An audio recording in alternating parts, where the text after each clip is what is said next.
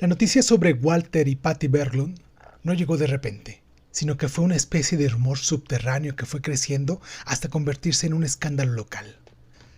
Durante un tiempo, los Berglund habían sido la pareja modelo en Ramsden Hill, el tipo de familia que todo el mundo quería tener como vecino.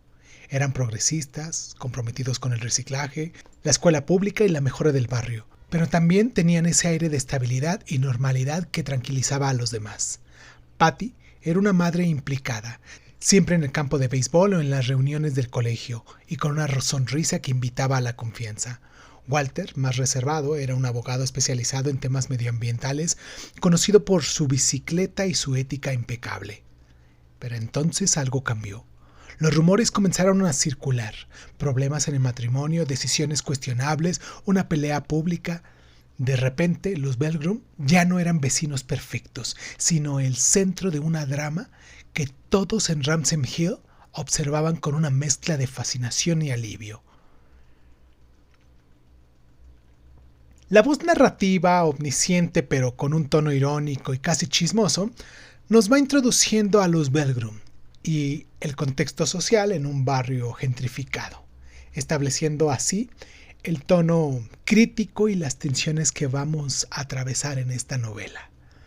Para quien no me conoce o todavía no se suscribe con nosotros, me presento rápidamente. Yo soy Irving Sun, esto es nuestro programa de Crónica Lunares de Sun, esta es nuestra sección de Cuéntame un libro y hoy en ella vamos a hablar de Libertad, Freedom, de Jonathan Franzen. Comenzamos.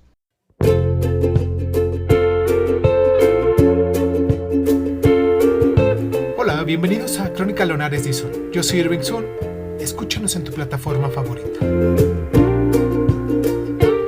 Y si quieres tener acceso preferente, dale al botón de membresías en YouTube y ahí encontrarás audios exclusivos para miembros de este canal. Y sin más ni más, ¿qué tal si comenzamos?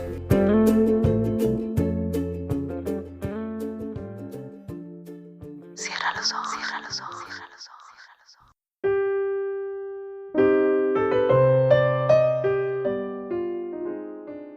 Libertad, Freedom.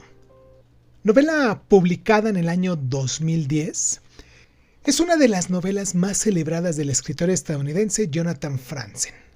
Una épica familiar contemporánea que nos explora las contradicciones del sueño americano, las relaciones tóxicas y el concepto mismo de libertad en la sociedad moderna. Con un estilo detallista y mordaz, Franzen nos retrata a la generación Baby Bloomer y sus fracasos a través de la disfuncional familia Berglund. Libertad es una novela realista que consolida a Franzen como un cronista de la América contemporánea, comparado con autores como John Updike o Philip Roth, de los cuales también pueden encontrar aquí en el canal sus reseñas de algunas de sus obras. Esta novela está dividida en 4 partes, con una mezcla de narración omnisciente y secciones en primera persona, el manuscrito de Patty. La estructura es no lineal, que alterna entre el presente y los recuerdos, y eso nos permite explorar las motivaciones de estos personajes. La voz narrativa es irónica, con un tono que oscila entre la sátira y la empatía. Es una novela familiar y social, con elementos de sátira política y drama psicológico. Jonathan Franzen combina el alcance épico de una saga con la intimidad de un estudio de personajes, creando así un equilibrio entre lo universal y lo particular. Libertad es el eje central, entendida como la autonomía personal frente a las restricciones sociales, familiares y políticas. Y bueno, entre otros temas, también incluyen el amor, la traición, el ambientalismo, la gentrificación y las contradicciones de la clase media liberal. El título, Freedom, es irónico ya que los personajes luchan por alcanzar esta libertad, pero a menudo la malinterpretan. La prosa de Franzen es sencilla y detallada, con diálogos naturalistas y descripciones vívidas de este paisaje urbano y también del paisaje rural. Su uso del humor, como las observaciones sobre los vecinos de Ramsden Hill, alivia toda esta densidad de los temas que se van abordando. Entonces la novela es un poco extensa, pero su ritmo mantiene a nosotros, los lectores, enganchados. Los pájaros ceruleos una especie que Walter intenta proteger, simbolizan la fragilidad del medio ambiente y de las relaciones humanas. Ransom Hill representa la fachada de la perfección liberal, mientras que la casa de los Bellroom es un microcosmos en sus conflictos internos. La novela profundiza en la psique de los Bellroom, explorando las tensiones entre el deseo individual y las responsabilidades colectivas. En primera parte nos habla de Patty. Su depresión y su atracción por Richard reflejan un conflicto entre la identidad como madre, esposa y sus anhelos reprimidos.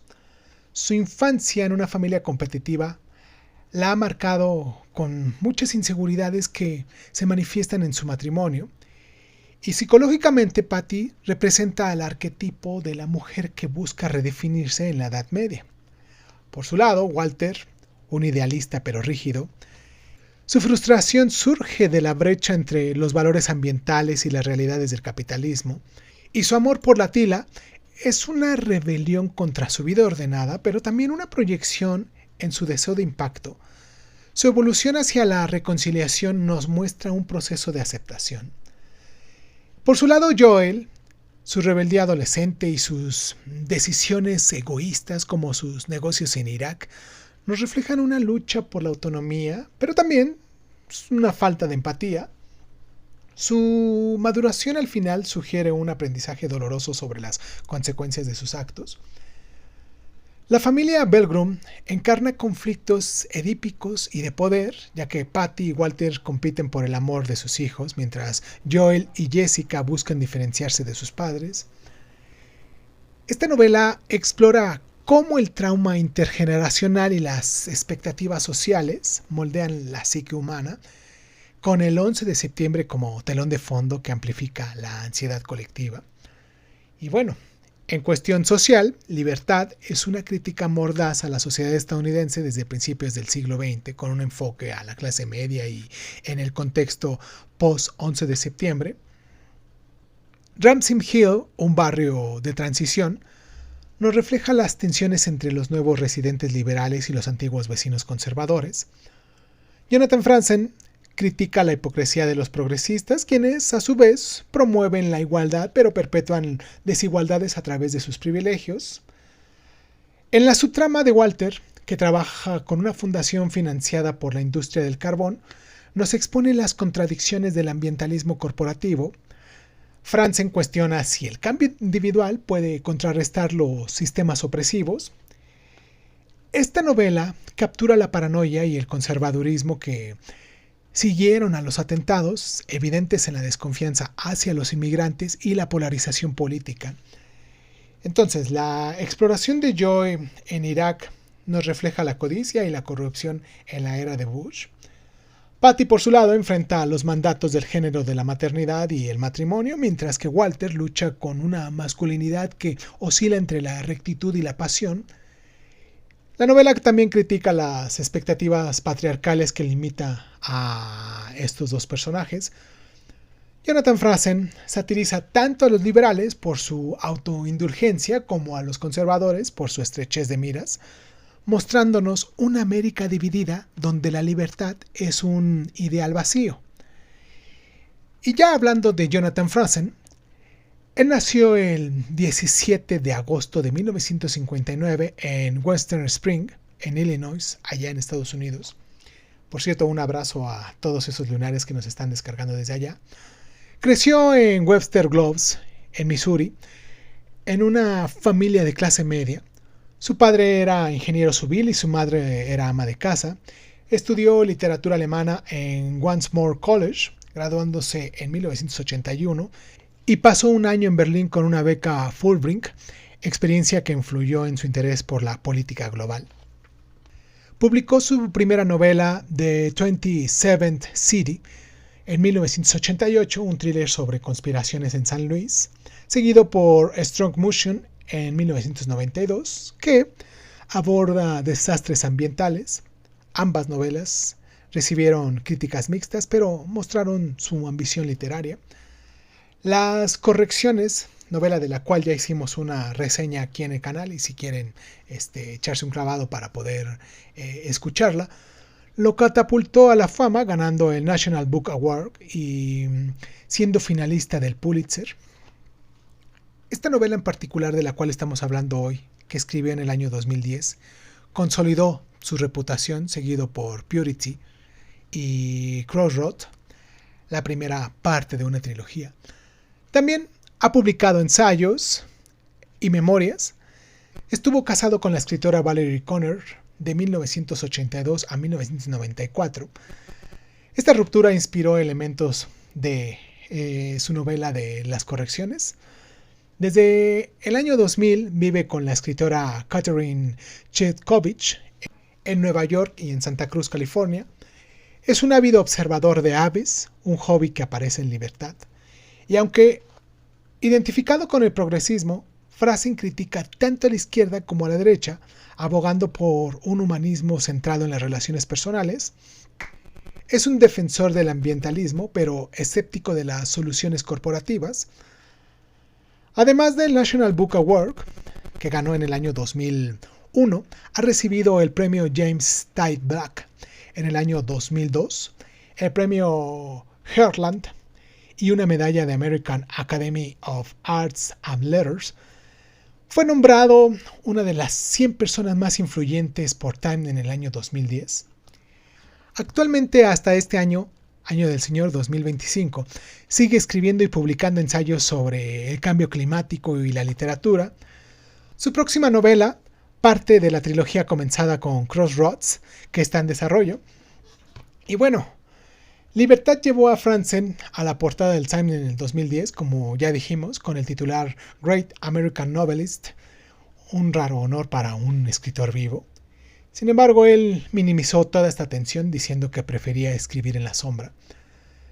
Tras el éxito de su novela Las Correcciones, Oprah Winfrey lo seleccionó para su club de lectura, pero Franzen expresó reservas sobre el sello comercial de Oprah, generando controversias.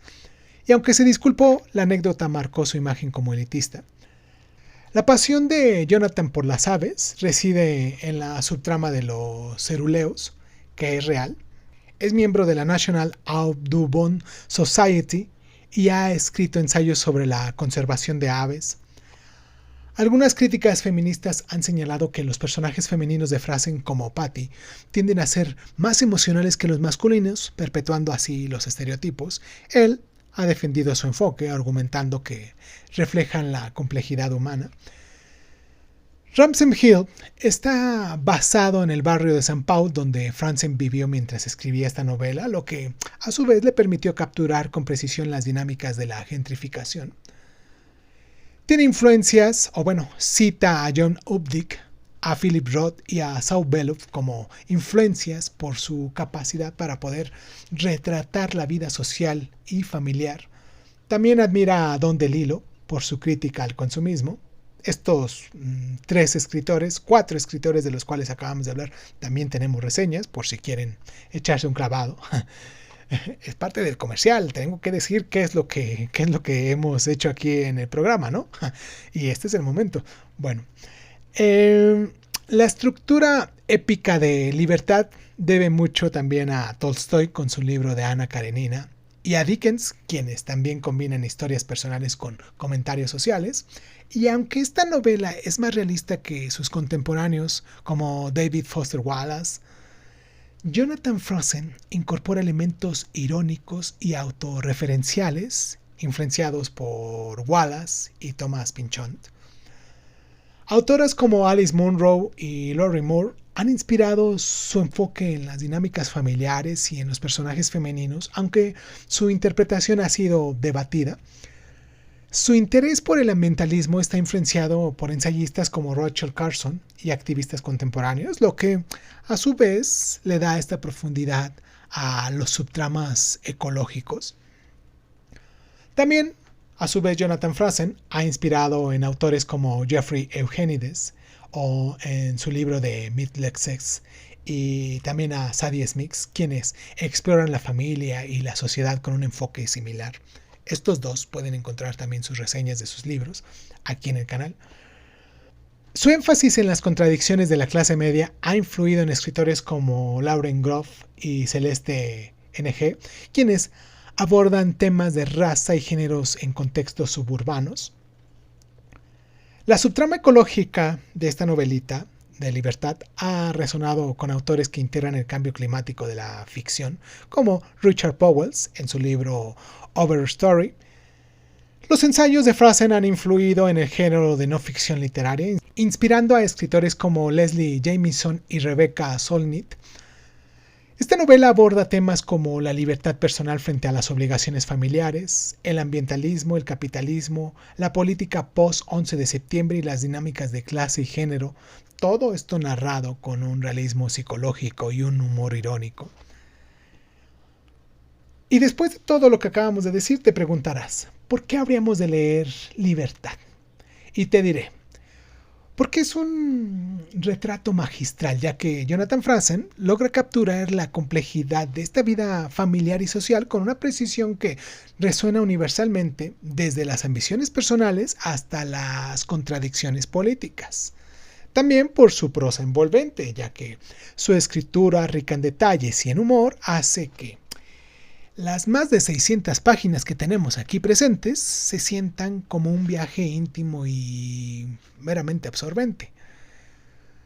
Por su relevancia contemporánea también pudiéramos decir, ya que la novela aborda temas candentes como el ambientalismo, la gentrificación y el impacto del 11 de septiembre, ofreciendo una crítica aguda de la América actual.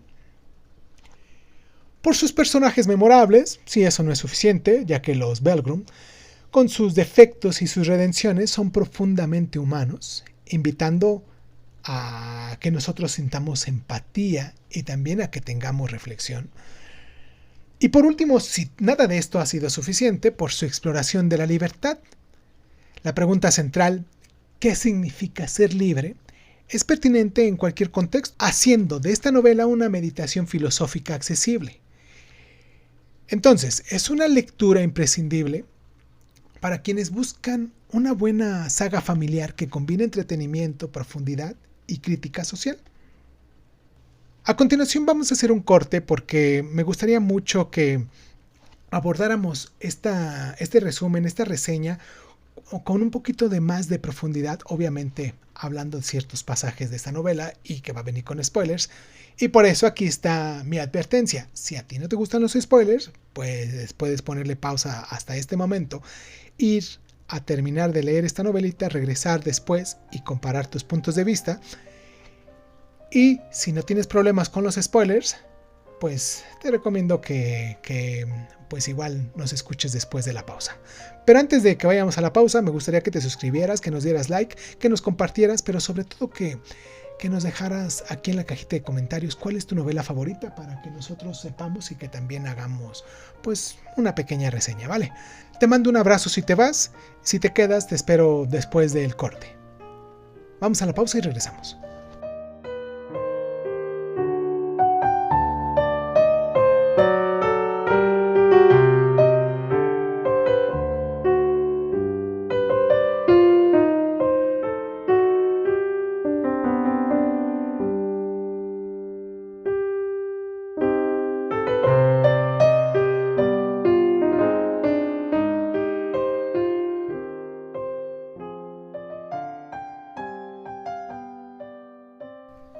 Libertad.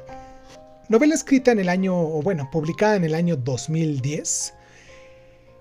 Épica de Jonathan Franzen, que explora las complejidades de la familia, el amor y las ambiciones personales en la América contemporánea, y que está ambientada principalmente en los años posteriores al 11 de septiembre.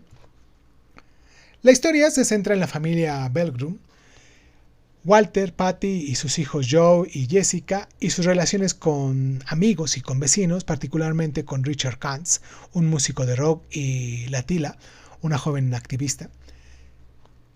En la primera parte la novela comienza en Ramsey Hill, un barrio gentrificado de St. Paul, Minnesota, donde Walter y Patty son admirados como una pareja ideal. Sin embargo, los rumores revelan fisuras. Patty, una exacleta convertida en ama de casa, lucha con la depresión y una atracción reprimida por Richard, el mejor amigo de Walter. Walter, un abogado ambientalista, se siente frustrado por su vida doméstica y su trabajo burocrático. Joey Su hijo adolescente se revela mudándose con una vecina conservadora, mientras Jessica permanece distante. En la segunda parte, a través de un manuscrito autobiográfico de Patty, se explora su pasado, su infancia en una familia disfuncional, su carrera como jugadora de baloncesto y su matrimonio con Walter, motivado más por la estabilidad que por pasión. La narrativa alterna entre el presente y los recuerdos, mostrándonos cómo las decisiones de juventud van moldeando sus crisis actuales. En el desarrollo, Walter acepta un trabajo con una fundación ambientalista financiada por un magnate del carbón, lo que lo lleva a comprometer sus ideales. Se enamora de Latila, su colega, mientras Patty inicia un breve affair con Richard. Joey, ahora en universidad, se involucra en negocios turbios relacionados con la guerra de Irak, traicionando a su novia Connie. Las tensiones familiares alcanzan su punto álgido cuando Walter y Patty se separan y Latila muere en un accidente automovilístico. Y bueno, para finalizar, años después, Walter y Patty se reconcilian tras superar sus errores. Joel madura y se casa con Connie, mientras Jessica encuentra su camino. La novela termina con los Belgrum regresando a Ramsay Hill, aceptando sus imperfecciones y abrazando una libertad más humilde, entendida como la capacidad de poder elegir el amor y la responsabilidad. Ahora vamos a hablar de algunas frases que destacan por su impacto narrativo y por su temática. En el capítulo 1, en la introducción de Ramsay Hill, los vecinos observan el declive de los Belgrum, estableciendo el tono irónico, y la frase dice así: era el tipo de familia que todos querían tener como vecinos, hasta que dejaron de serlo. En esta frase nos introduce la fachada de perfección y las tensiones subyacentes. En la parte 2, en el manuscrito de Patty, Patty nos narra su infancia y su matrimonio, revelando su insatisfacción. La frase dice así: se casó con Walter porque era seguro, pero la seguridad no es lo mismo que el amor. En esta frase nos resume el conflicto central de Patty y su búsqueda de libertad.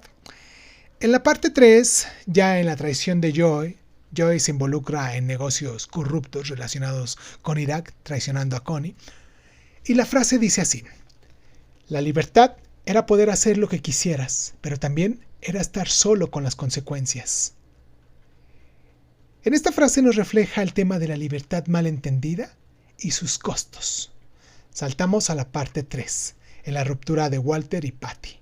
Walter nos cuenta que inicia una relación con Latila, mientras Patty tiene un affair con Richard. La frase dice así: el amor es un campo de batalla, pero también un refugio, y a veces no sabes cuál de los dos estás perdiendo.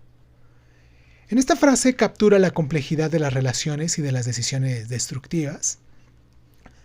Saltemos a la parte 4, en la muerte de Latila. Como ya dijimos, Latila muere en un accidente, marcando un punto de inflexión para Walter. Y la frase es esta: perderla fue como perder parte de mí que aún no creía en el futuro.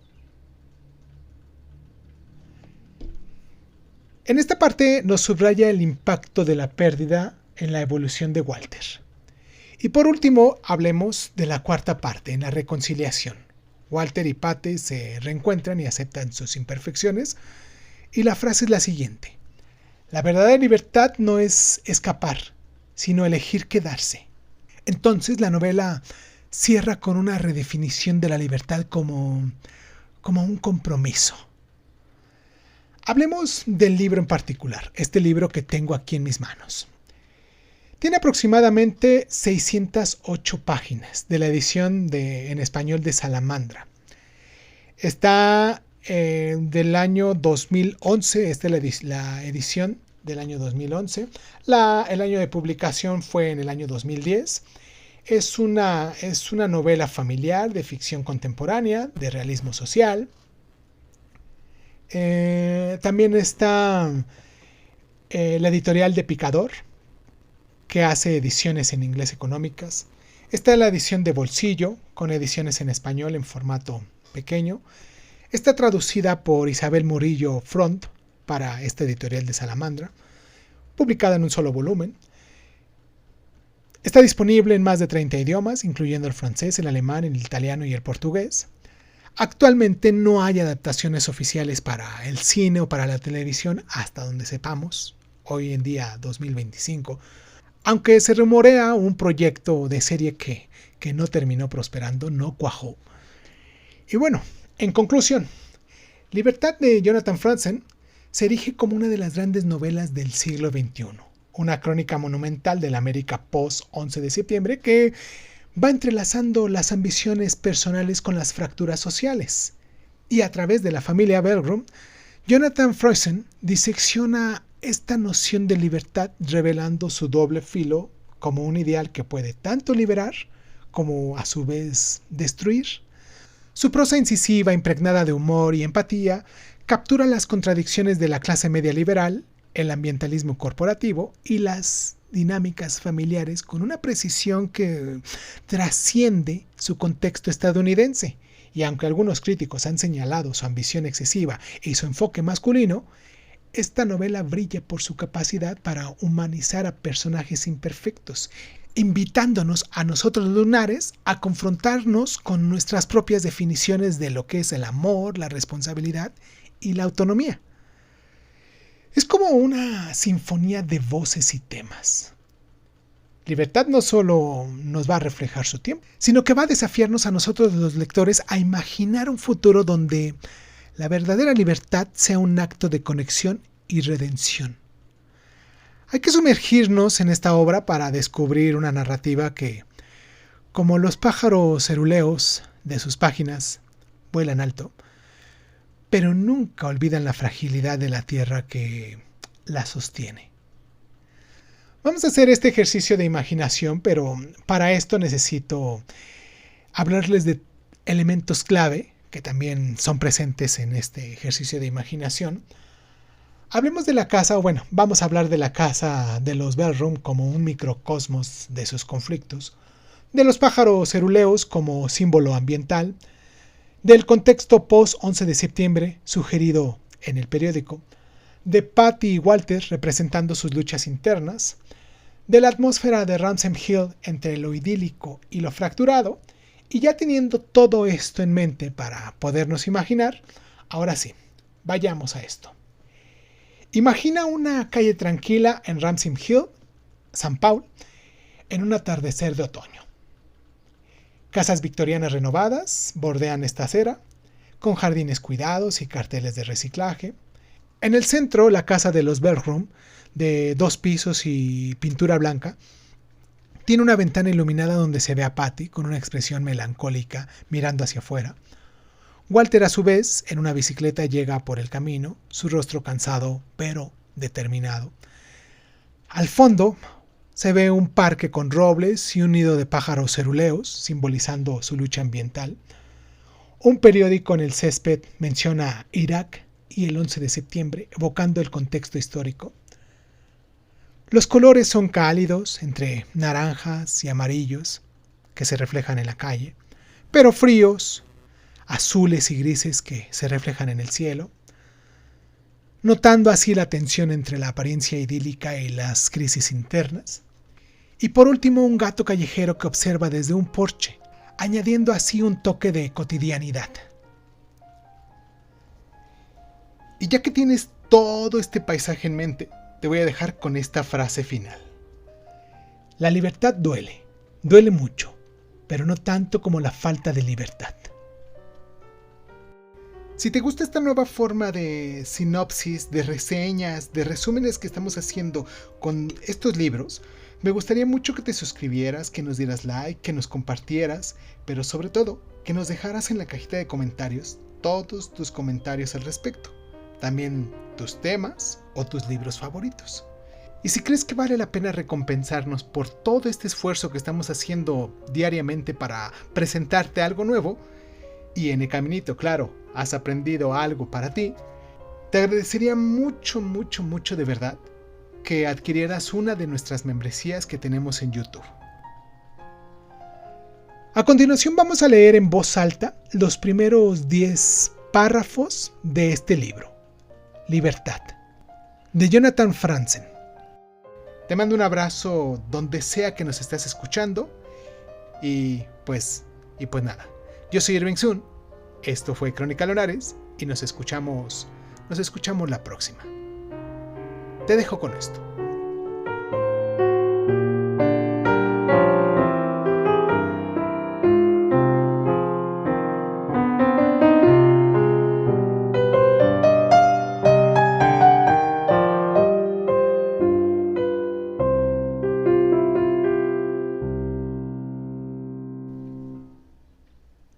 Libertad. Jonathan Franzen. Buenos vecinos.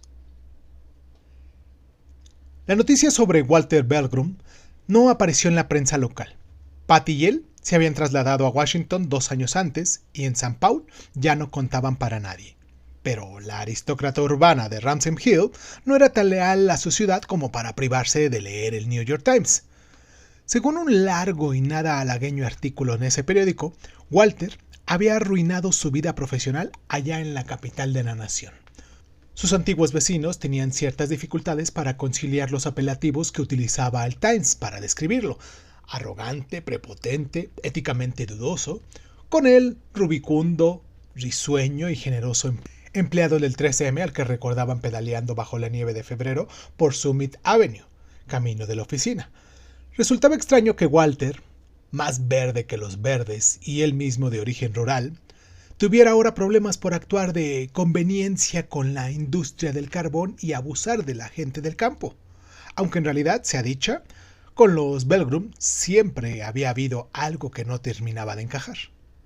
Walter y Patty fueron los jóvenes pioneros de Ramsey Hill, los primeros graduados universitarios en comprar una vivienda en Barrier Street, que 3 décadas antes del antiguo corazón de San Paul se viera sumido en tiempos difíciles. Compraron su casa victoriana a precio de saldo y luego, durante 10 años, se dejaron la piel reformándola. Ya al principio, alguien muy decidido le prendió fuego al garage y forzó un par de veces la cerradura del coche antes de que consiguieran reconstruirlo. Moteros de pie curtida invadían el solar de un lado a otro del callejón trasero para beber cerveza Slich y asar unas Nutwoods y hacer rugir los motores a altas horas de la madrugada, hasta que Patty salía del chandal y les decía: «¡Hey, tíos! ¿Sabéis qué os digo?». Patty no asustaba a nadie, pero había sido una destacada atleta en el instituto y la universidad y poseía una audacia típica de los atletas. Desde su primer día en el barrio llamó inevitablemente la atención. Alta, con coleta, absurdamente joven, empujando un cochecito de bebé entre coches desguanzados y botellas de cerveza rota y nieve salpicada de vómito, podría haber llevado toda su jornada en las bolsas de redecillas que colgaban del cochecito. Tras ella se eliminaban los preparativos con el engorro de un bebé para toda la mañana con recados con el engorro de un bebé. Por delante, una tarde de radio pública, el popular recetario Silver Palatake Cookbook, pañales de tela, masillas puntajuntas y pinturas de látex. Luego, Buenas noches, Luna, y luego una copa de Zinfandel. Ella era ya en el sentido pleno aquello en el resto del que la calle no había hecho más que esperar. En los primeros años, cuando aún era posible tener un Volvo 240 sin sentirse incómodo,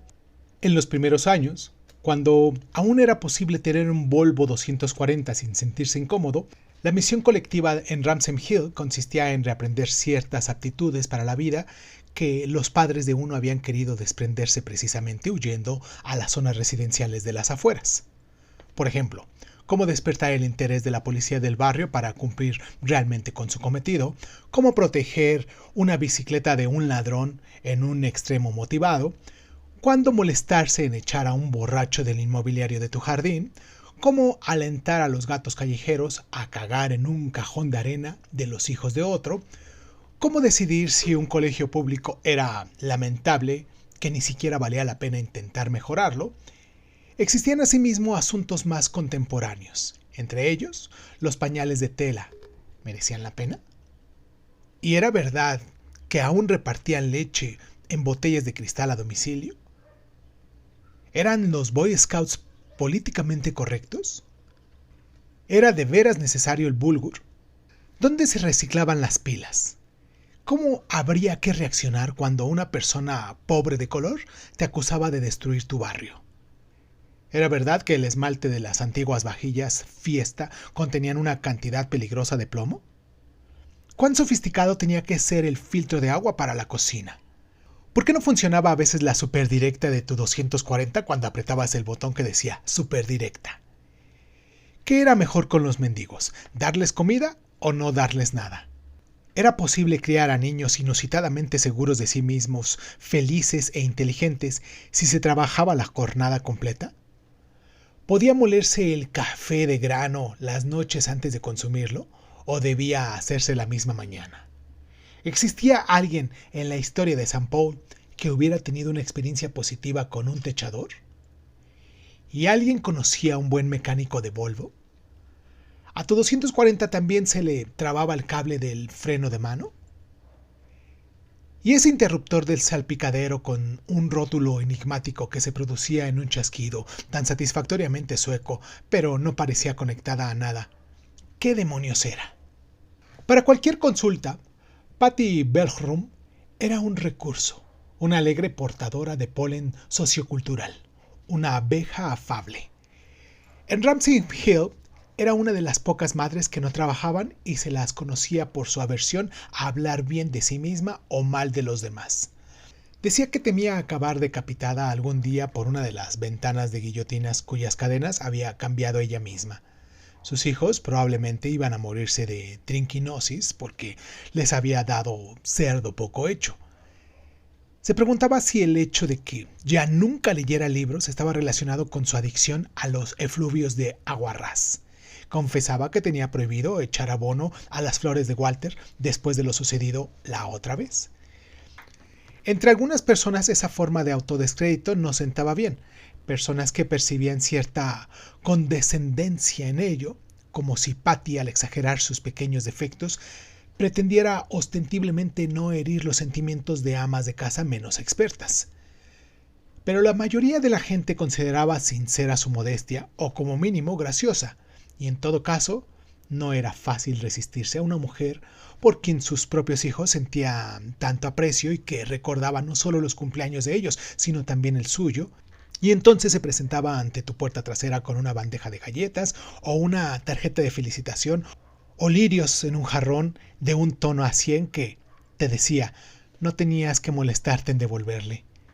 Sabía que Patty se había criado en la costa este, en un barrio residencial de las afueras de Nueva York, y había recibido una de las primeras becas completas concebidas a una mujer para jugar al baloncesto en la Universidad de Minnesota, donde, en su segundo curso, según una placa colgada en la pared del despacho de Walter, en casa, había sido elegida jugadora del segundo equipo de la selección nacional.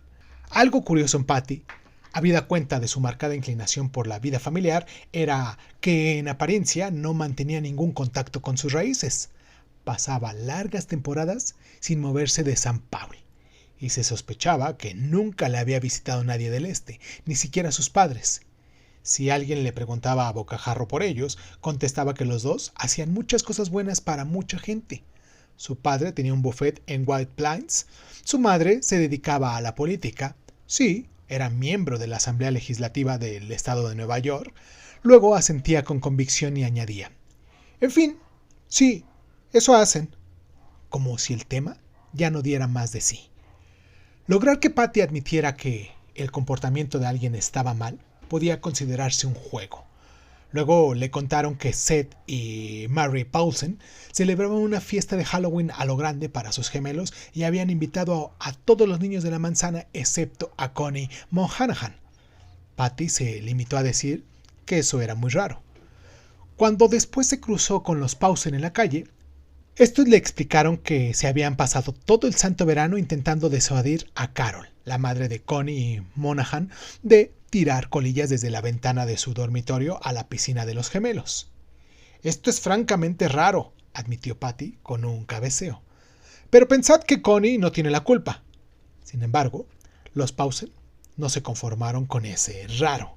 Ellos se aspiraban a psicópata. Aspiraban a pasiva-agresiva, aspiraban a mala. Necesitaban que Patty eligiera uno de esos epítetos y se lo aplicara a Carol Monaghan, como hacían ellos, pero Patty fue incapaz de ir más allá de raro y los Paulsen, por su parte, se negaron a incluir a Connie en su lista de invitados.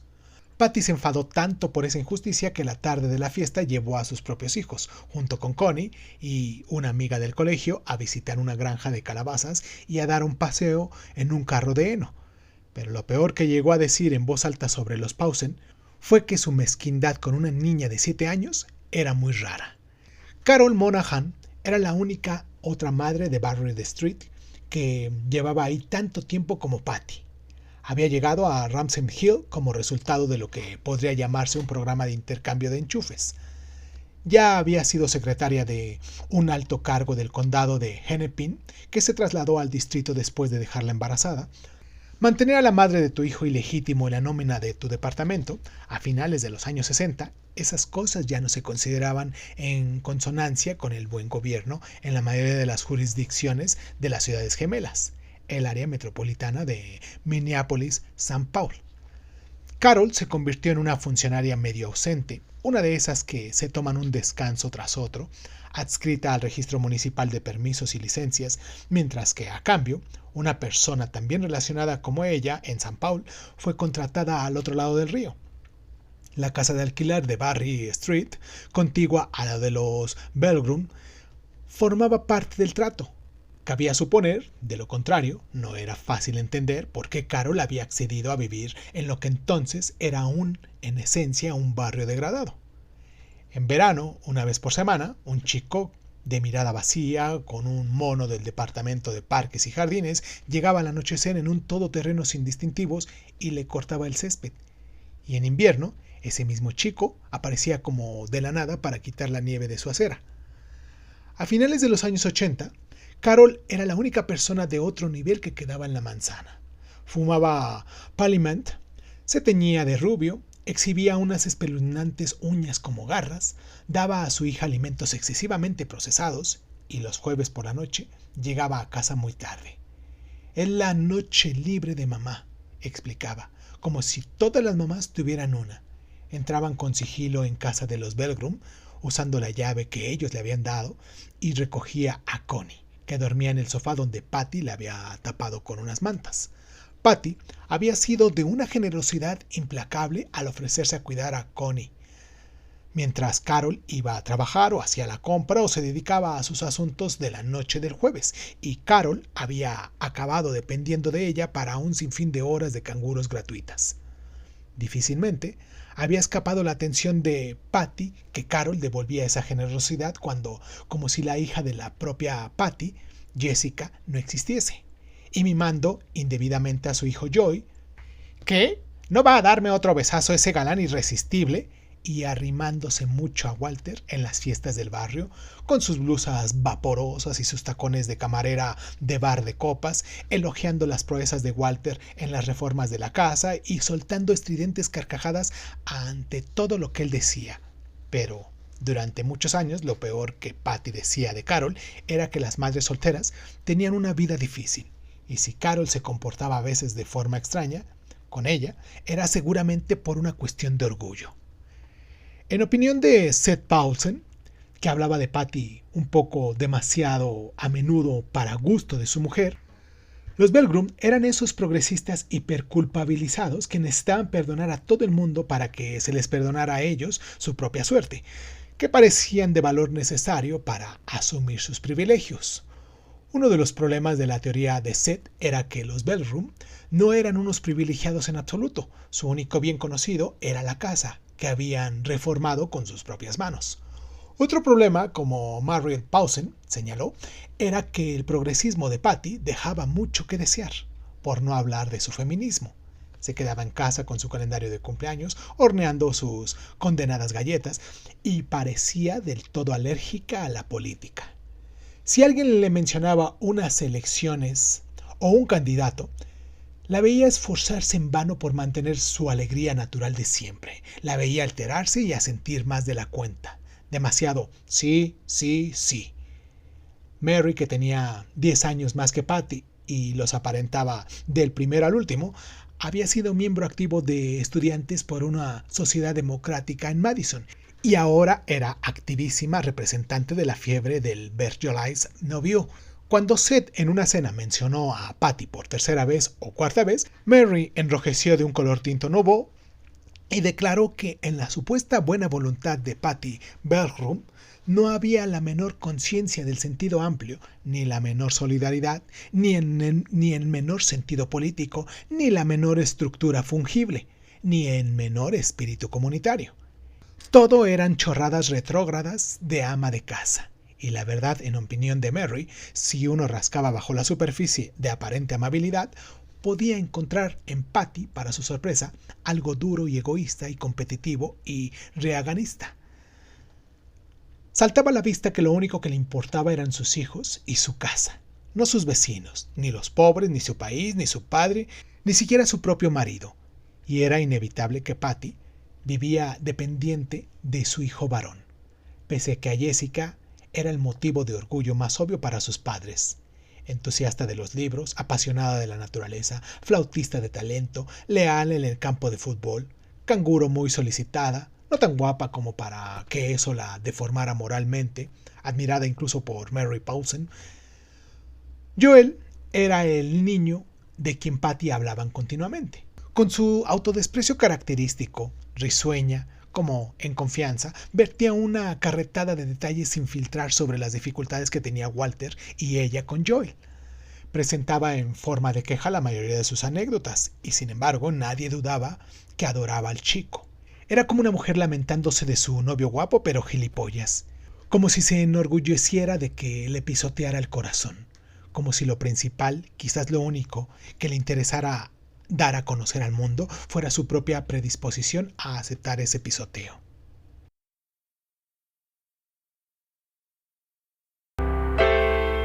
Suscríbete a Crónica Lunares de Zoom en Spotify y otras plataformas de audio y de podcast. Si te gusta lo que estamos haciendo, regálanos un like, comparte este audio en tus redes sociales y sobre todo, déjanos un comentario con tus inquietudes, ¿vale? Crónica Lunares de Zoom es un programa de divulgación cultural conducida, narrada y comentada por Irving Sun y en muchas ocasiones por invitados especiales. Si quieres participar leyendo tu cuento favorito en voz alta, recuerda ponerte en contacto con nosotros. Agradezco infinitamente a todos los lunares que con sus donaciones hacen que este canal crezca y me sienta motivado a hacer lo que me gusta hacer y mostrárselo en estas plataformas. Gracias infinitas. Yo soy Irving Sun, esto fue Crónica Lunares y ¿qué tal si nos escuchamos después?